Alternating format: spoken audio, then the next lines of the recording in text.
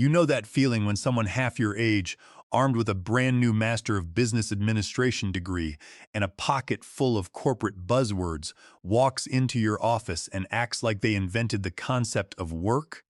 Let me tell you what happens when that exact brand of arrogance collides head-on with a $4.8 billion merger and nearly obliterates a firm that took decades to build. The corner boardroom on the 35th floor of Belmont Capital Partners in downtown Chicago always smelled of polished mahogany, dark espresso, and high-stakes negotiation.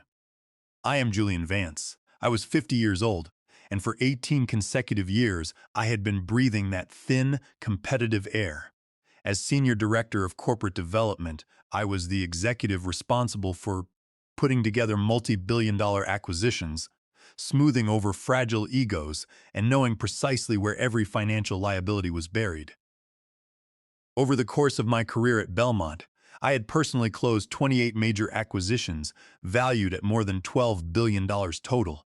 That was not a bad track record for a guy who began his working life sweeping floors in a family-owned machine shop back in Ohio. However, the deal sitting on my mahogany desk on that cool autumn Friday afternoon was designed to be my crowning achievement.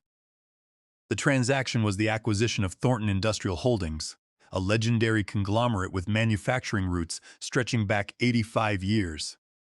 The total price tag was $4.8 billion, and we were exactly 72 hours away from the final signing ceremony scheduled for Monday morning. 18 long months of delicate relationship building, detailed financial auditing, and intense contract drafting were coming together like a finely tuned machine. I stood by the floor-to-ceiling window overlooking Lake Michigan, reviewing the closing schedule on my tablet.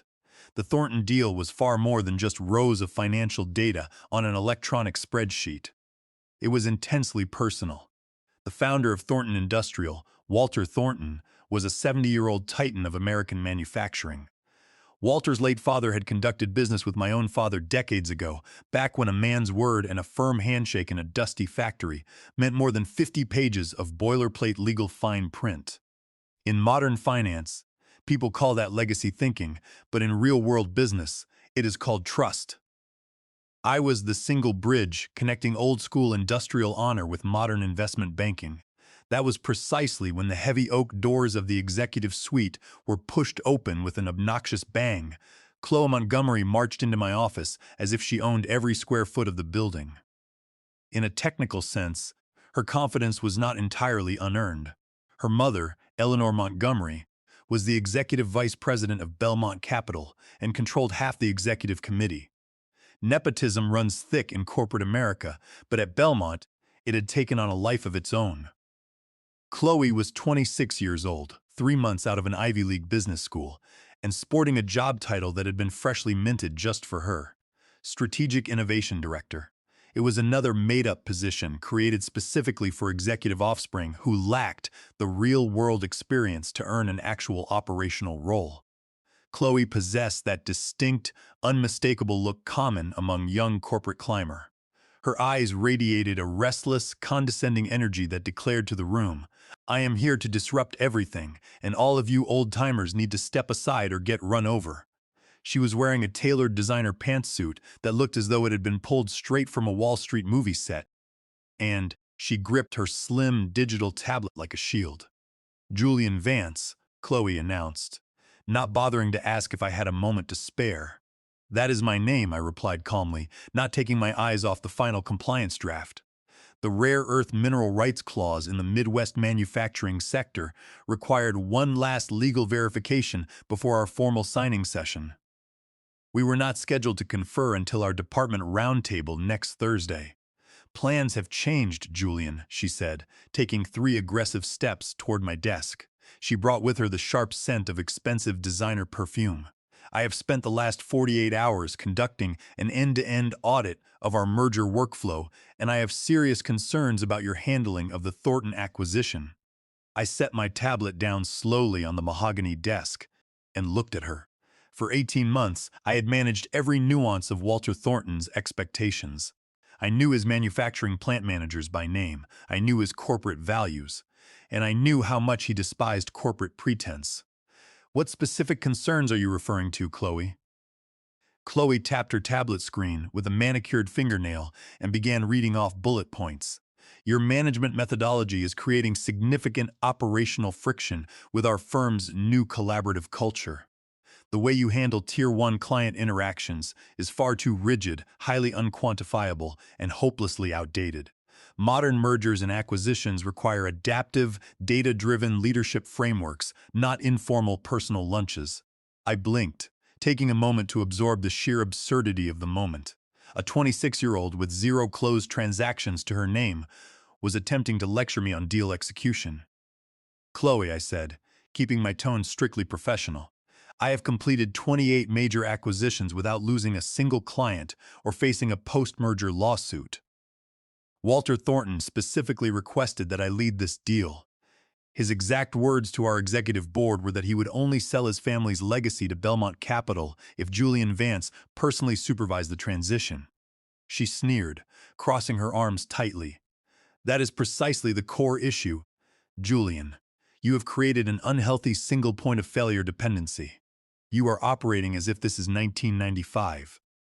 At Belmont Capital, we no longer rely on golf course agreements and old-fashioned conversations. We are implementing standardized digital relationship protocols, algorithmic risk modeling, and transparent multi-channel communication pipelines. Algorithms do not close multi-billion-dollar industrial deals with 70-year-old founders, I said quietly. Mutual respect does. Walter Thornton's family built their business from a single machine shop during the middle of the 20th century. They survived economic recessions, supply chain collapses, and international trade shifts because they only do business with people whose word is ironclad. Chloe's face flushed with irritation. That is a classic legacy mindset.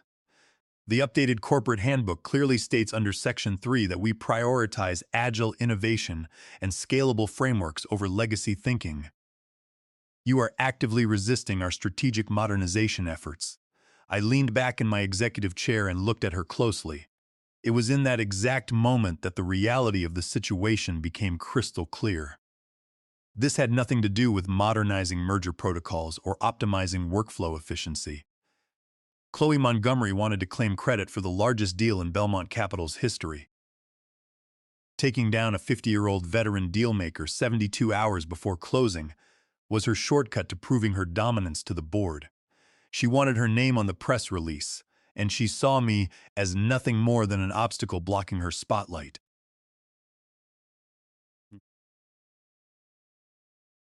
Of what the Thornton acquisition actually entailed. Go home for the weekend, Julian, Chloe said abruptly, stepping closer to my desk and resting her hands on the polished wood. Take the next 48 hours to contemplate whether you are capable of aligning with our new corporate direction. I want a formal 20-page strategic plan detailing how you will transition your client interactions into our automated relationship platform presented to me by 8 o'clock on Monday morning. I stared at her for 5 full seconds, letting the silence stretch between us. Chloe, the Thornton closing is set for 10 o'clock Monday morning. Walter Thornton is flying into Chicago from Denver on his private jet on Sunday evening.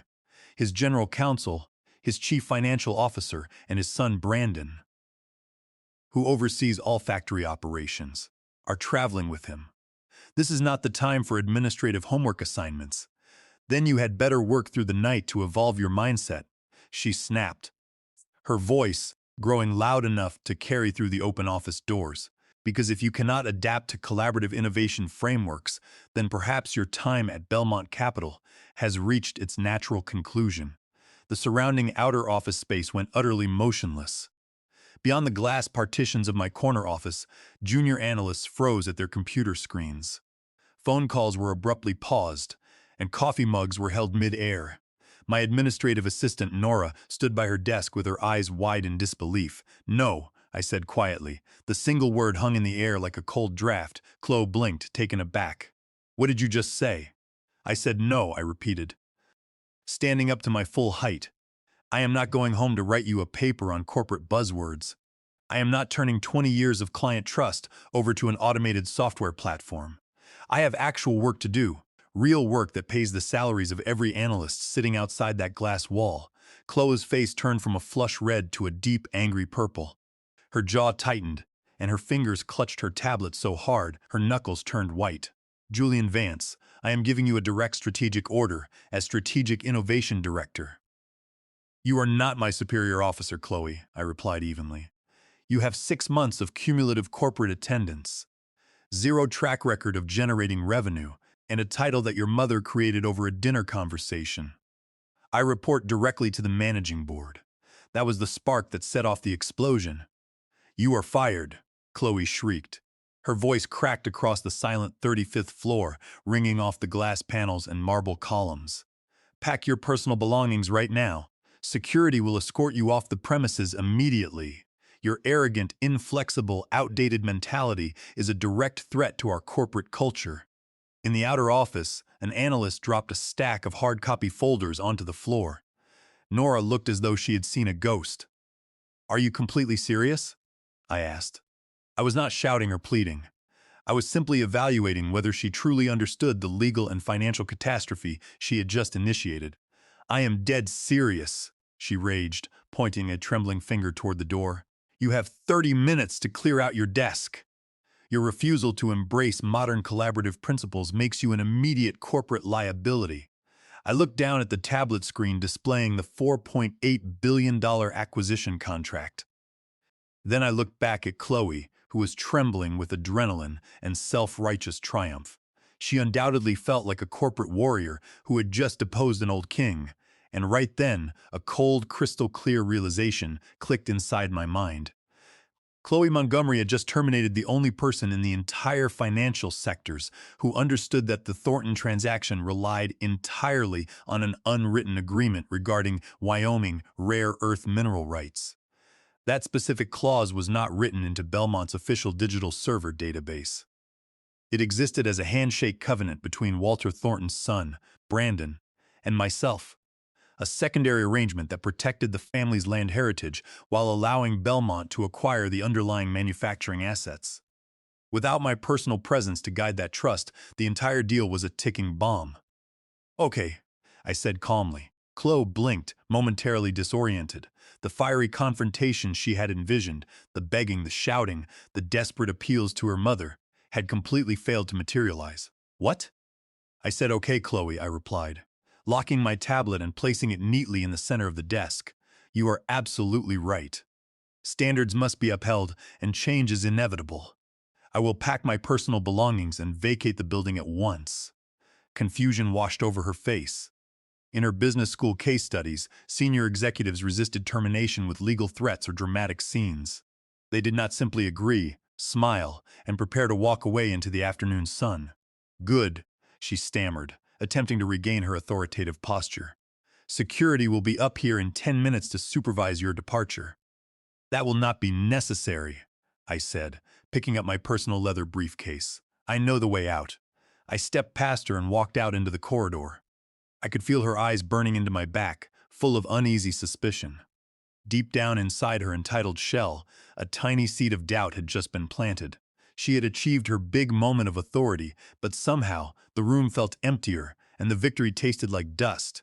My office had been my sanctuary for nearly 2 decades. Unlike the sterile, minimalist glass cubes occupied by the younger directors, my room was warm and filled with history. 18 years of intense legal negotiations, late-night strategic planning, and genuine human connections lived within those 4 walls. The wood shelving display held my deal tombstones, the heavy acrylic commemorative blocks awarded upon the successful completion of major acquisitions. Each one represented months of exhausting labor, millions in revenue, and thousands of manufacturing jobs preserved across the country. Chloe probably believed that everything critical to running a billion-dollar transaction lived on a cloud server. She failed to comprehend that in top-tier corporate finance, the most valuable assets are stored in personal relationships, mutual respect, and private phone lines. I moved with deliberate, calm precision. I opened my desk drawers one by one. First came my personal items. The framed black and white photograph of my father in his Ohio machine shop, my collection of vintage fountain pens, and a heavy brass paperweight presented to me by a steel mill union leader after we saved 3,000 jobs in Pennsylvania 5 years ago. Finally, I opened the locked bottom drawer of my lateral filing cabinet. Inside sat my most important professional tool, a worn, black leather pocket address book. It contained the direct private mobile numbers of more than 150 chief executive officers, corporate founders, and family business owners across the nation. These were numbers that were not listed on company websites or stored in corporate software databases. They were numbers earned over 25 years of keeping my word. I placed the leather book deep inside my briefcase and closed the latch with a solid, satisfying click. Nora stepped into my office, her eyes red and filled with tears. "Julian," she whispered, holding a paper tissue in her shaking hand. "Is this really happening? Did she actually terminate you?" "It is official, Nora," I said with a reassuring smile. "But what about the Thornton closing on Monday?" she gasped. "Nobody else on the executive team understands the environmental indemnity exceptions in Section 12. Nobody else knows how the rare earth mineral subsidiary in Wyoming is structured. Nobody even knows that Walter's son Brandon holds the final veto power over operational integration." I picked up my box of personal belongings. "I am sure Chloe Montgomery has everything under control, Nora. She has data-driven protocols, automated management systems, and innovative strategic frameworks. What could possibly go wrong?" Nora let out a bitter, choked laugh. "Julian, this firm is going to collapse. You are a brilliant administrative professional, Nora," I told her gently. "Keep your head down, do your job, and update your resume. Something tells me there will be major changes around here very soon." I walked toward the main elevator bank carrying my single box. Chloe was standing near the lobby doors, accompanied by Hank, the senior head of building security. Hank was a 55-year-old veteran who had worked at Belmont for 12 years. He knew me well. We had shared dozens of late-night chats while I was working late on transaction filings. "Make sure he does not remove any proprietary company data or digital files," Chloe commanded. Attempting to assert her dominance in front of the lobby staff, Hank glanced briefly at my open box containing a photo frame, pens, and a paperweight. He looked at Chloe with cold indifference, then turned to me. "Mr. Vance is clean. Miss Montgomery, just his personal effects." "Fine," she snapped, looking annoyed. "Get him out of the building.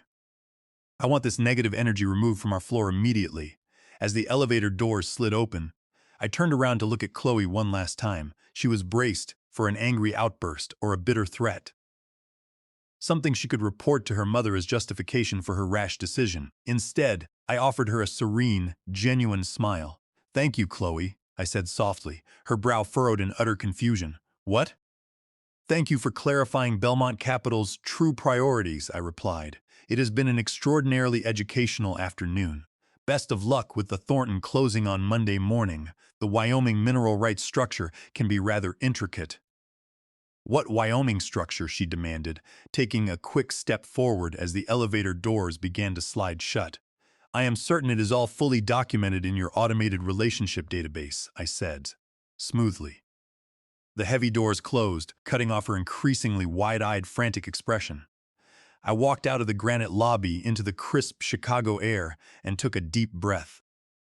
For the first time in 18 years, the heavy weight of managing Belmont's chaotic executive politics lifted from my shoulders. The burden of securing quarterly profits for greedy partners and covering for entitled executive children simply vanished. I drove home to my house in Lincoln Park, poured myself 3 fingers of high-end Kentucky bourbon, and sat on my back patio.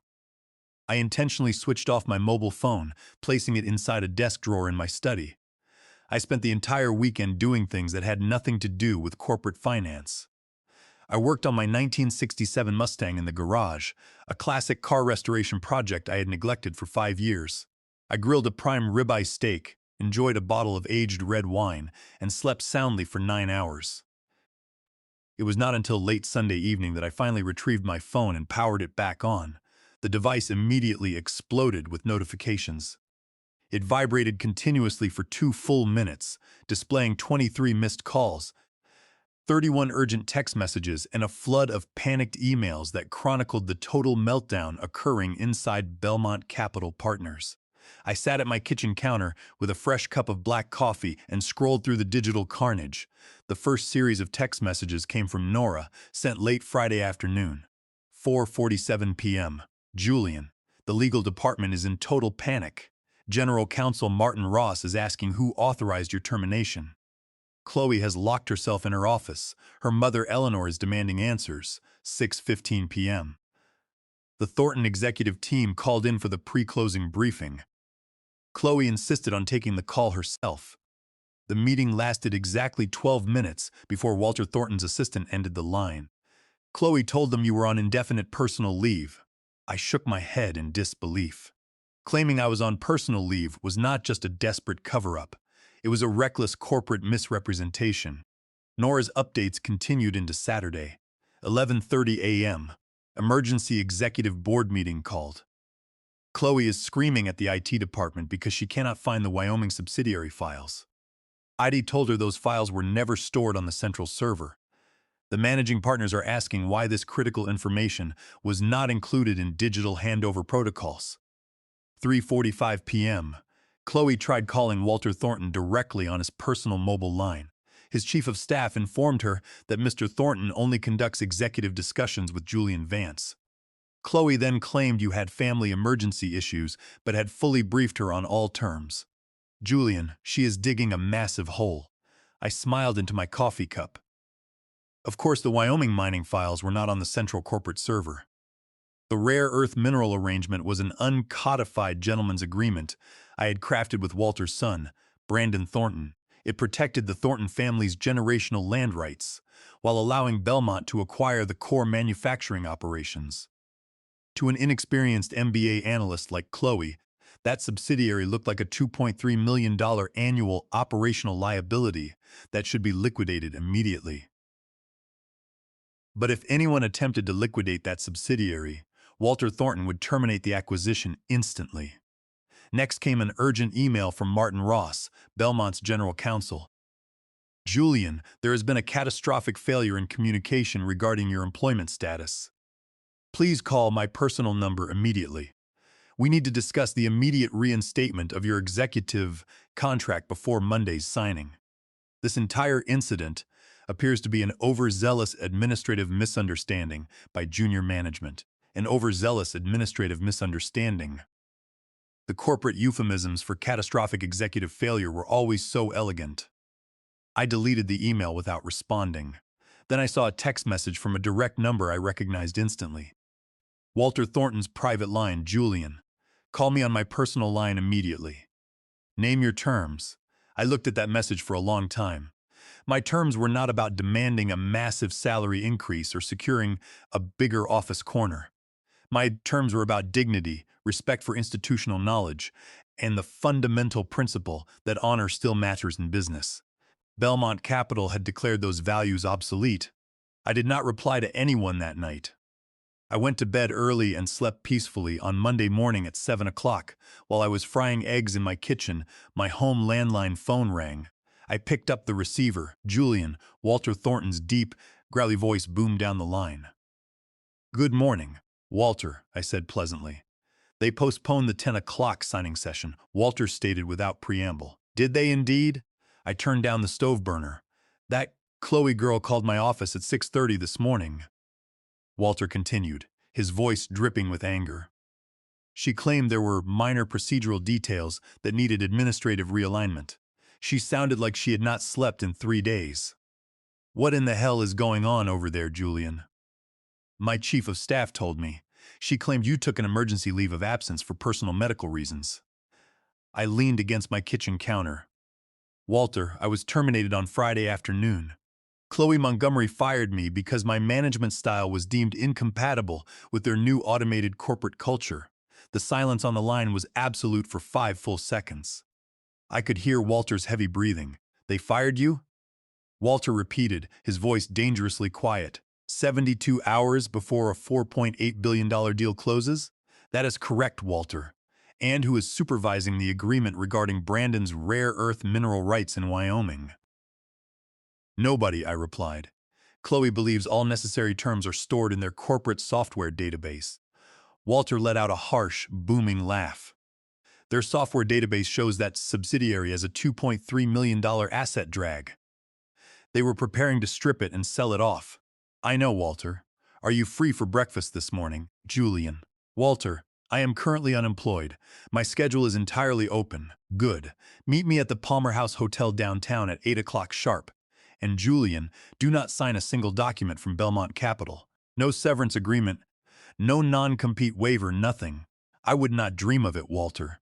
The dining room at the historic Palmer House Hotel offered an atmosphere of timeless elegance. Walter Thornton was sitting in a corner booth, wearing a sharp navy suit. His son, Brandon Thornton, a 45-year-old operational executive, sat beside him. Belmont's legal team called my attorneys an hour ago, Walter said, cutting into his breakfast steak. Chloe Montgomery personally assured my counsel that you were dealing with severe health issues, but had thoroughly prepared her to execute the closing seamlessly. That is a direct material misrepresentation, Brandon added, shaking his head. Under SEC regulations and corporate disclosure standards, lying to a counterparty about executive authority during a major transaction is grounds for immediate legal sanction. She is buying time, I explained.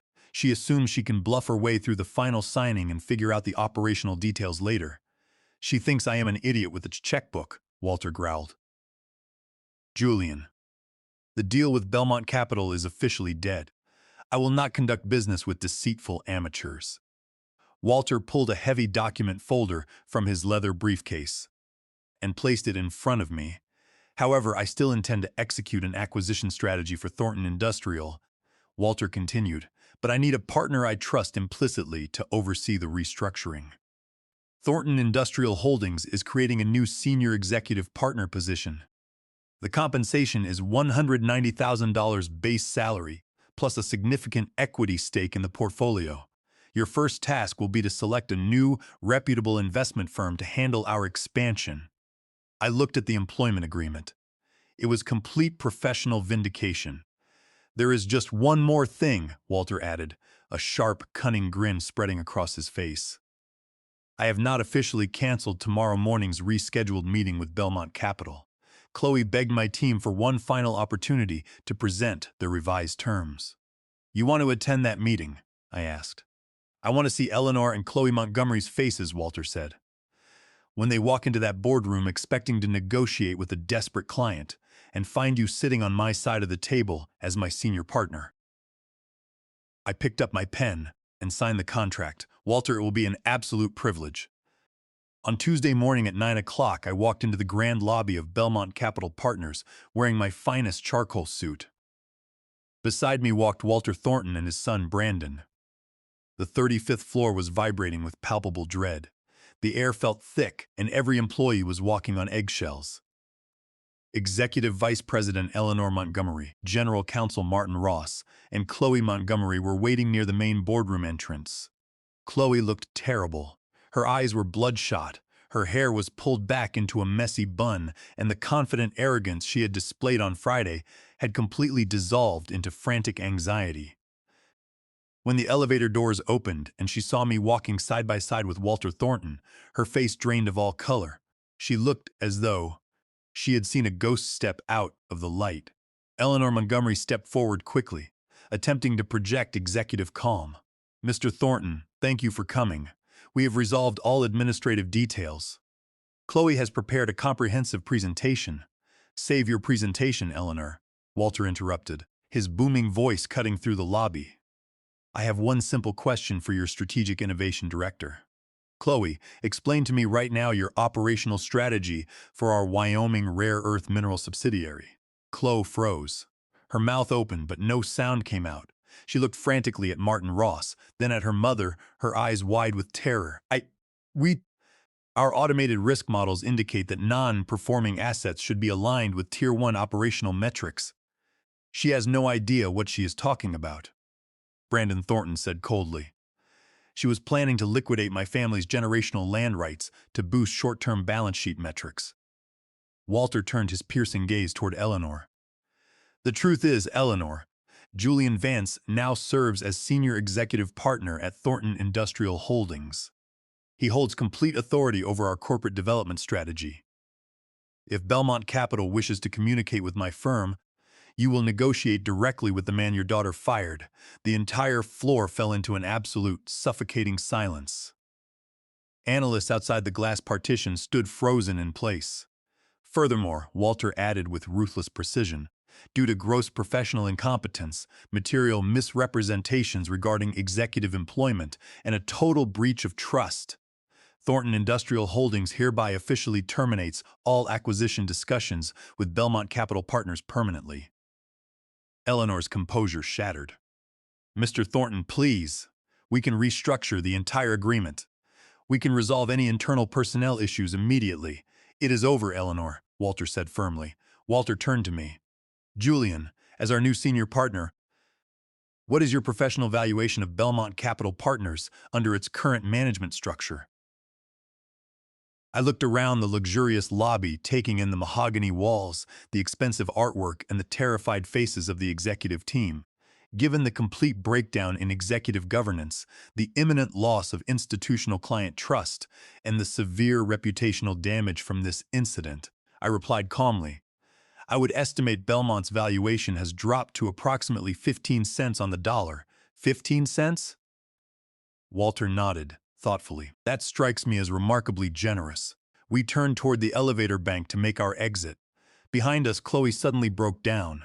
It was not a controlled, dignified corporate apology, but a loud, desperate sob of a child realizing her entitlement had destroyed everything. Julian, she cried out, her voice trembling, how could you do this to us? You worked at this firm for 18 years. How could you destroy our deal? I paused and turned around to face her one last time. Chloe, I said, keeping my voice level and calm, you were entirely correct on Friday. Standards matter and legacy mindsets must be evaluated. You terminated my 18-year career in 30 minutes because you believed a corporate handbook could replace real human trust. I looked at Eleanor Martin Ross and the assembled crowd of silent executives. As it turns out, my management style was the exact asset.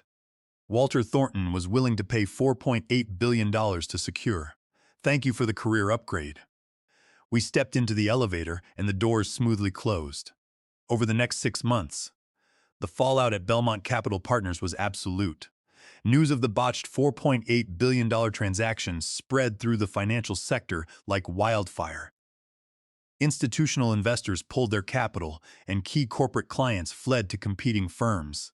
Within 2 quarters, Belmont was forced into a distressed asset sale acquired by a private equity group for 12 cents on the dollar. Chloe Montgomery was terminated during the initial restructuring, her corporate career permanently ruined.